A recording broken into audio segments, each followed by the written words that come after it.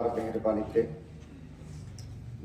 নয়ালাভাঙ্গা ইউনিয়নের 4 নং ওয়ার্ড কর্তৃক আয়োজিত আজকে আমাদের এই যুব সমাবেশে আমরা উপস্থিত হতে পেরেছি, এই জন্য আল্লাহ শুকরিয়া জ্ঞাপন করি। সকলে বলে আলহামদুলিল্লাহ। সে সাথে আমরা দরুদ পেশ করি আমাদের বিশ্ব মানবতার মুক্তির দূত, আমাদের প্রিয় রাসূল, সে রাসূলের প্রতি সকলে দরুদ পাঠ করে সকলে বলি সাল্লাল্লাহু আলাইহি ওয়াসাল্লাম। সম্মানিত প্রাণ প্রিয় দিনী ভাইরা আমাদের মাঝে উপস্থিত আছেন।